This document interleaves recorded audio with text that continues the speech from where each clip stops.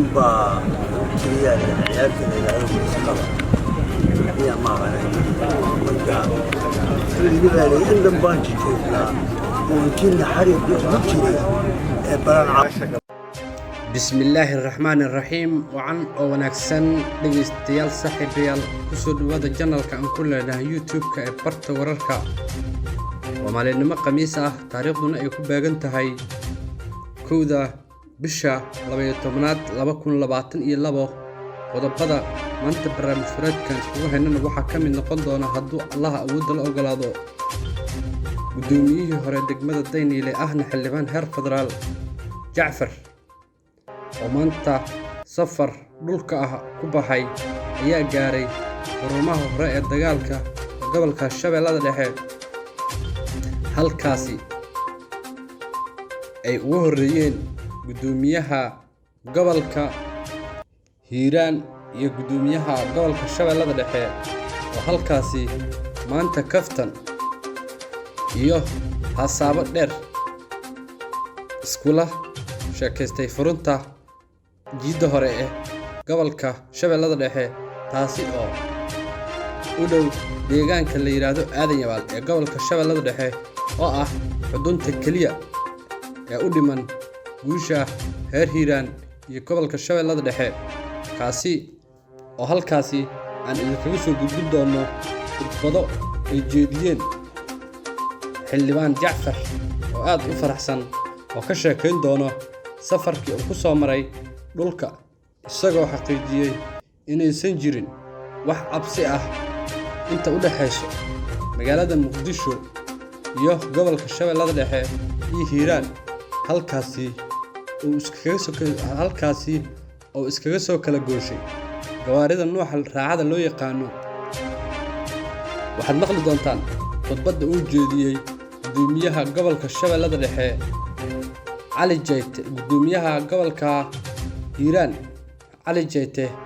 oo kaftan iyo mahmaayo iyo taxagabaya ka tiriyay iyo khudbadda kale uu jeediyay xildhibaan Jacfar oo ka sheekayn doona safarkiisa iyo gudoomiyaha gobolka Shabeellada Dhexe oo kaftankii iyo gabayadii uu tiriyay gudoomiyihii gobolka Hiiraan oo si la mid ah jawaabo oo ku saabsan gabayo iyo taxo oo ku amaanayo geesiga dhaafay oo loo yaqaano Ali Jayte qodobadaas iyo wixii nagu soo kordho ayaad maanta barnaamijkeena aad ku dhageysan doontaan saaxiibayaal dhageystayaal ku soo dhawaada channelka aan ku leenahay YouTube-ka ee barta wararka fadlan haddii aad nagu cusub tahay waxaan ka codsanaynaa inaad subscribe noo saarto noona sii share gareyso daawashada fiidiyogan waadna ku mahadsan tahay saaxiibayaal iyo dhageystayaal نبا كريا العيال كذا يقولون سقطة هي ما غنى مرجع اللي بالي عندهم بانجي كذا ممكن حريق ممكن بران عاوج قلت له لما السوق قال لي من السوق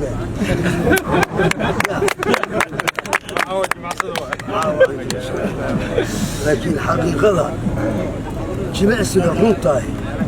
حقه بريء كذا جمع سلاحون طاهي لكن الشباب وحن مشكلة إني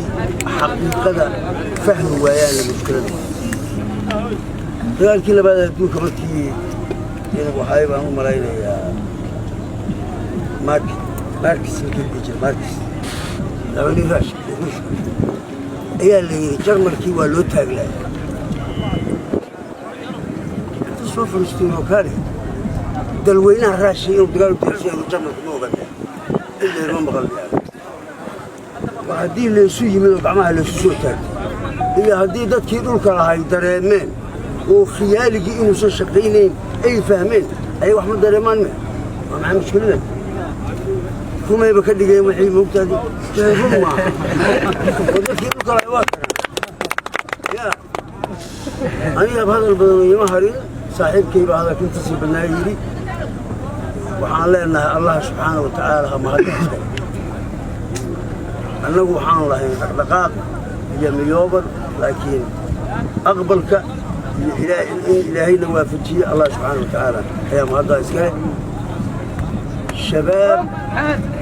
waa dilaa fayrus ah intuu ku jiro dalka iyo dadka dhexdiisana nolol dadeed ma jirto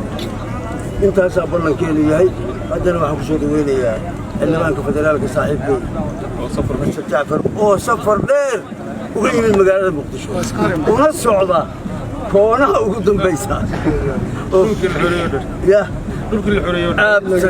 absolutely marka saaxiibka jacfar aan ku soo dhaweynayaa madaxda kale odayaasha gabdhaha saxaafadda ciidanka dhammaantiin asalaamu calaykum waraxmatullahi wabarakaatu waxaa kale lahaa mahadniskale ilaahay maanta suukaana keena meeshaan waayadan waxaan u malaynaa ma dhicin in safarta aan ka soo baxa xamar soo maro shabeellada dhexe oo hiiraan maraa ilaahay maanta inuu noo suuro geliyey ayadoo wax shidda ah iyo wax dhiba iyo wax aysan jirin oo si nabad aan kusoo wada marnay aniga iyo sheekh cabdullaahi aan ka soo baxnay shalay marka maantana aan joogno inta u dhexaysa ceeldheere iyo ceelbaraf aan la rabno inaan isu gudbino ilaa aadaya baa haddii alla yidhaahda marna isku warsan doono kana sii gudbi doono haddii alla idmo inta ka shaqaysay marka oo ciidamada ah oo garadka ah oo dowladda ah in nabaddaas laisku dhex maro waa intaas ayagaan uga mahad celinaynaa shaqada xooggan ay soo qabteen waxaana rajaynaynaa shabaab wixii maanta ka dambeeya inuusan ummadda dhibi doonin inta dadka deegaanadan joogta oo ay ku kala dhex jireen inay isfahmaan ay diidanaayeen ay dhibaatada ku hayeen magaalooyinka aan soo marna hadda waxaan soo marna magaalooyin aan cidna deganayn oo ayagu ay ka baxeen dad kale ay ka baxsheen welina ay cabsigelin ku hayaan dadkaas waxaa leenaha marka cabsida gelinayaan wax ka jira mala cabsi maanta ayagaa idinka badan guryihiinna iyo degaanidiina ku soo laabta dhib intay idiin geysareen waa idiin geysteen dadkiinna iyo ciidamadiinna iyo ogaada iyo dowladda intaba tallaabta hadda laga qaaday iyo tan u dhiman insha allah waxaan rajaynaynaa mardhow qaybaha kaloo hadda ay haystaan ama ay weli joogaan xaga kuma taagna ayaguna waa kasii bixi doonaan inta hadda laga soo baxsana waxaan rabnaa in nabad iyo horumar gudubto marka waxaan rajeynaa ilaahay waxaan ka rajeynayaa maalintada kale inaan meelaan meeshaan aan isku marsanno annaga waa haddii alla idmo waana salaamantiin dhammaan